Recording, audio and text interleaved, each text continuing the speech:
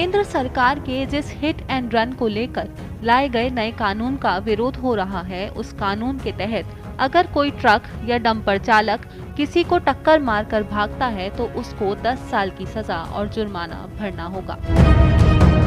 हालांकि विरोध के बाद फिलहाल इस कानून को लेकर सरकार बैकफुट पर आ गई है और कहा है अभी नया कानून लागू नहीं हुआ है। मौजूदा कानून के तहत इस तरह के मामलों में कुछ ही दिन में आरोपी चालक को जमानत मिल जाती है। इसमें 2 साल की सजा का प्रावधान है, लेकिन नया जो कानून बना है उसमें ये सजा 10 साल की कर दी गई है। साथ ही जुर्माना भी होगा।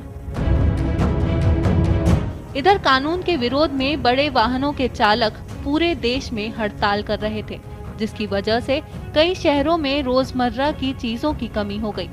पेट्रोल डीजल के लिए कतारें लगने लगी। कुछ शहरों में डीजल पेट्रोल देने की सीमा तय कर दी गई। कई जगहों पर तेल खत्म होने की बातें भी कही गई, जिसके बाद लोगों की भीड़ लगने लगी।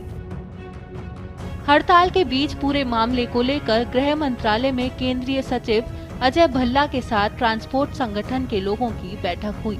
इस बैठक में जब आश्वासन मिला तो संगठन हड़ताल वापस लेने पर सहमत हो गया। हिट एंड रन केस में नए कानून पर सरकार और ट्रांसपोर्टर्स में सुलह हो गई। सरकार और all India motor transport Congress के प्रतिनिधियों की बातचीत के बाद हड़ताल वापस लिए जाने का फैसला हुआ।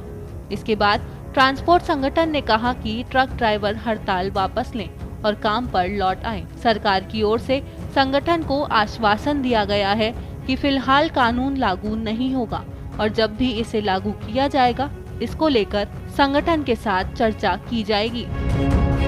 सरकारी आंकड़ों के मुताबिक हर साल 50,000 लोगों की सड़क पर हिट एंड रन के मामलों में मौत हो जाती है।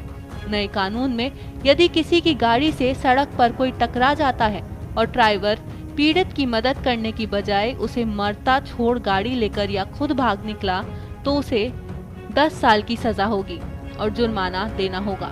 वहीं पीड़ित को अस्पताल पहुंचाने या पुलिस प्रशासन को सूचना देने वाले को राहत दी जाएगी।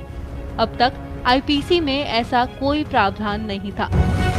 नए कानून के अनुसार यदि गाड़ी से टकराने वाला व्यक्ति गलत तरीके से वाहन के सामने आता है या फिर अवैध रूप से सड़क को पार करता है तो फिर ऐसे मामलों में ड्राइवर को राहत मिलेगी। ऐसे केस में अधिकतम 5 साल की सजा और जुर्माने का ही प्रावधान होगा।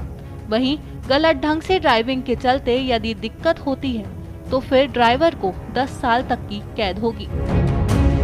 सरकार से बातचीत के बाद भी अभी कई जगह प्रदर्शन जारी है। सरकार ने इसे रोकने का फैसला किया है और नए सिरे से बातचीत कर लागू करने की बात कही। इन सब के बीच प्रदर्शन करने वाले लोगों का कहना है अगर इनमें बदलाव नहीं होता तो फिर प्रदर्शन करेंगे।